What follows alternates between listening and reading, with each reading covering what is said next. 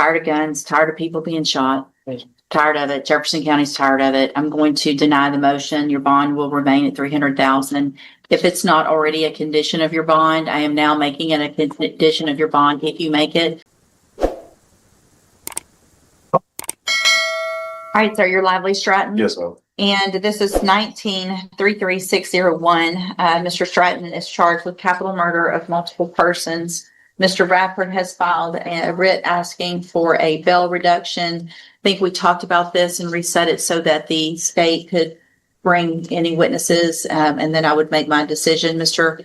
Radford, do you have any witnesses? Yes, we call Lively Stratton for the purposes of this hearing only. Best you can, sir. Please raise your right hand. Do you swear or affirm the testimony in this hearing will be the truth, the whole truth, and nothing but the truth? Yes, ma'am. Thank you. Go ahead, Mr. Radford. Can you state your name for the record? Lively Stratton. And Mr. Stratton, you are the defendant in this case, is that correct? Yes, sir. And what is your bond currently set at? I think after the appeal, I don't think my bond was ever set. So it's your understanding that you have no bond at this time? Yes, sir. What was your bond set at prior to your trial? I think it was $1 million bond. Okay. And prior to this incident, have you ever been convicted? Well, you hadn't been, this conviction was overturned by the Court of Criminal Appeals, correct? Yes, sir. And prior to this incident, were you ever convicted of any crimes? No, sir. Where did you live at this time? In Beaumont. In Beaumont, and did you have a job? Yes, sir. Okay, how long have you been incarcerated? Going on 7 years. 7 years? Do you have any substantial savings or any monies that you have collected? No, as far as my bond, everything would be no contributions from like friends and family. Okay. And if the judge were to set a $250,000 bond, do you think it's possible that you had family members and friends that could make that amount? It'd be a stretch, but I think it'd be possible. Okay. Pass the witness. Any questions? Mr. Patton, tell me about the means that your family has. What do your parents do? What kind of assets do they have? What kind of income do they have? Well, my mom, she gets Social Security disability. My uncle, he's been a professor for the last 30 years. So I'm pretty sure he's got a good amount like saved up in travels and stuff like that. Do your parents own their homes? No, ma'am. Do they have cars? Does your uncle own his home? He probably does as well. And he's a professor at Lamar? No, he lives in another state. So would you agree with me that amongst the members of your family, you have considerable means to try to post a bond? I wouldn't even say considerable because I mean, my uncle is really like tight as far as his money wise. So it'd just be even if he feels like doing it for me. I don't have anything for you, Judge. And before beginning, Judge, I asked the court to take judicial notice of the trial that you presided over some years ago, which gave you obviously a very good insight into the totality of the circumstances and the facts involving this case, and that there were 4 victims of this case. So just ask Detective Coffin, would you state your name for the record? My name's Frank Coffin. And were you one of the lead detectives on the case State versus Lively Stratton? Yes, ma'am, I was. And that involves the homicide of 4 individuals here next to Lamar campus here in Beaumont, Jefferson County. Yes, ma'am. And you were involved heavily in the trial process, preparation, et cetera, and you know what came before the court. Is there anything that you would like to add for Judge West's consideration with respect to a bond being set for Lively Stratton? Well, Judge, I don't know that I nor Beaumont has seen a murder like this before, where 4 people were gunned down so close to a college campus, so carelessly, so quickly. And I can't recall anything like that before. So I think that in itself states that's a significant event as far as murder is concerned.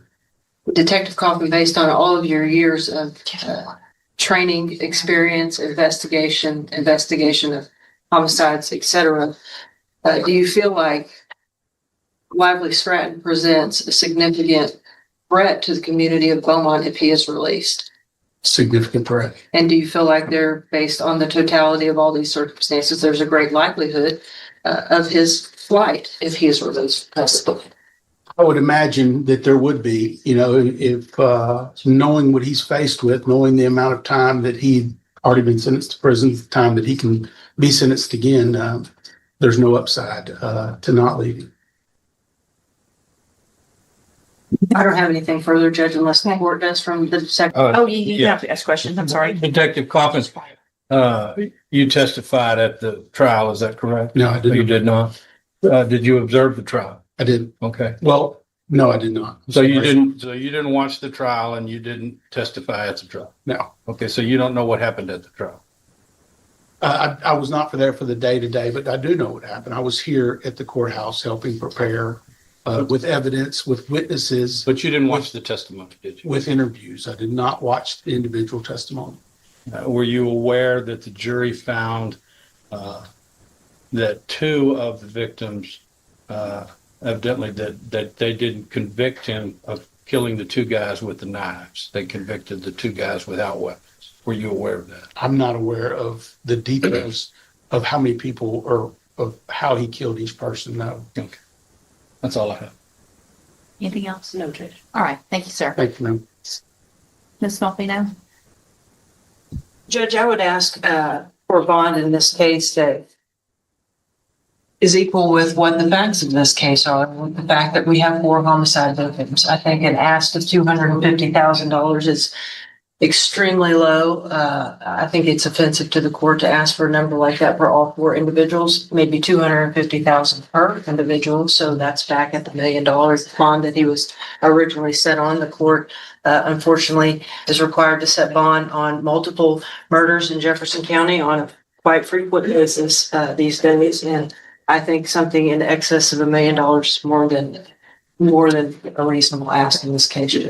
Thank you, Ms. Melfino. All right. So taking into account the testimony of the prior trial that I did preside over and argument by counsel, I'm going to grant the writ and set bail. I am going to find that bail in the amount of $1 million is appropriate for the nature of this offense and in line with what I know about the case and the argument.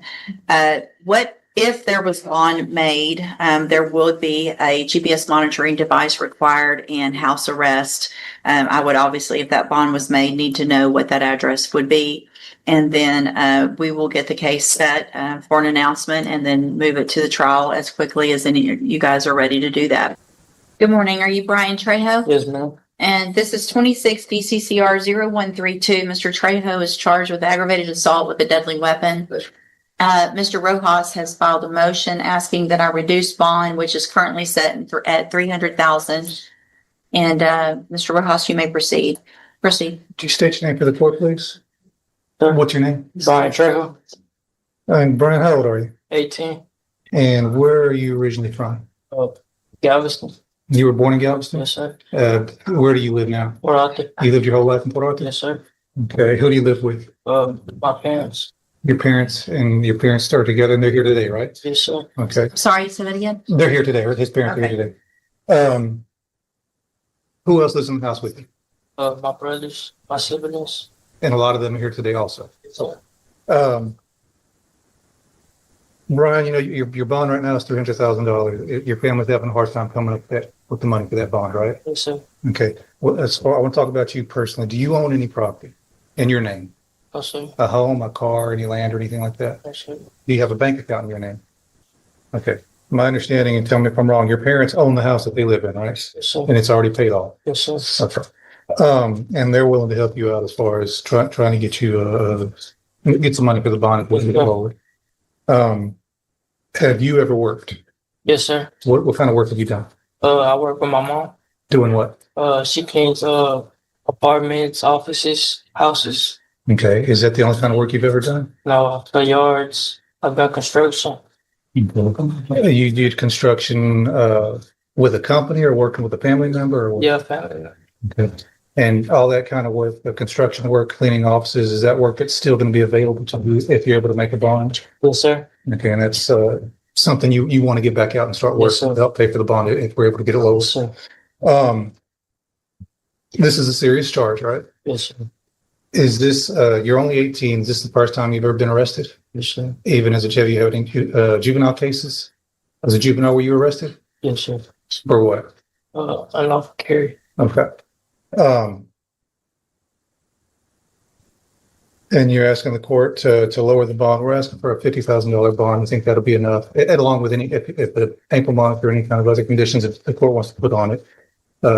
You're asking the court to do that, set that, and you think that's a reasonable bond, right? Yes, sir. What else were you arrested for as a juvenile? Is it Drug case? possession of marijuana? Yeah. Speak up, please. Possession of marijuana? Thank you. And what kind of weapon were you carrying when you were arrested as a juvenile? Um, Was it a handgun? yes, sir. And that's what you're charged with here is for shooting somebody. Correct? Yes, sir. Another question, Your Honor. No further question. Any other witnesses? No, Your Honor. Mr. Rojas, go ahead. Yeah, Judge, I understand this is a serious allegation. He's a young offender, and obviously the handgun gives concern, both two different cases with handgun, and I understand the court's concerned with that. He's a lifelong resident of Port Arthur. He's not going to flee. He's doesn't have anywhere else to go. His family lives here. They own property. They own a home that they live in. They're not going to go anywhere. We think if you set the bond at $50,000, that's something the family will be able to make. And if it's at $50,000, they also, I would imagine the court's going to want an ankle monitor on this, and that's something that allows them a little bit of money to pay for the ankle monitor as well. You can set it at $50,000. And that's what we're asking the court to do. Thank you, Mr. Rojas. Mr. Nichols? I don't feel that $50,000 is sufficient to protect the community for someone who's been arrested for carrying a gun and is accused of having shot somebody at 3 o'clock in the morning. The allegation in this case is that he and some other individuals followed a young woman home from her place of business where she worked as a waitress and were harassing her, and then ended up shooting her boyfriend who confronted them. So I think $50,000 is quite low and not sufficient enough. Your Honor, I'd ask that you said something much higher. He was a driver. So I am taking judicial notice of the court's file, which includes a copy of the probable cause affidavit. The fact, Mr. Trejo, that you've already been arrested as a juvenile, which wasn't that long ago, because you're what, 18 or 17 right now? 18. 18. And I'm not sure what you were doing out at 3:30 a.m. In this situation, but it gives me great concern. Tired of guns, tired of people being shot, tired of it. Jefferson County's tired of it. I'm going to deny the motion. Your bond will remain at $300,000. If it's not already a condition of your bond, I am now making it a condition of your bond, if you make it, that you will be required to wear a GPS monitoring device and be on house arrest if you're able to make that bond. And we'll reset the case for an announcement and get it taken care of as quickly as we can. You can go back with the bailiff. Thank you, Your Honor. As this hearing comes to an end, one thing is absolutely clear. This wasn't just another bond hearing. It became a powerful reminder of how every decision inside a courtroom can have life-changing consequences. Throughout this case, we heard arguments from both sides. The defense focused on family support, financial hardship, and the defendant's circumstances. The prosecution, however, pointed to the seriousness of the allegations, public safety, and the potential risk to the community. After considering everything presented before the court, the judge reached a decision that reflected those concerns. The moment that stood out more than anything else was when the judge said she was tired of seeing people being shot and made it clear that the community had reached its limit. Those weren't just words. They reflected the growing frustration over violent crime and the responsibility the court feels to protect the public. Whether you agree with the ruling or believe a different decision should have been made, this hearing raises important questions. How should courts balance the rights of someone who has not yet been convicted with the need to protect the community? What factors should matter most when deciding whether someone should remain in custody or be released on bond? These are difficult questions, and every case brings its own unique circumstances. Now it's your turn to weigh in. Do you think the judge made the right decision by refusing to lower the bond? Or do you believe the defense presented enough reasons for the court to give the defendant another chance while awaiting trial? Share your opinion in the comments below.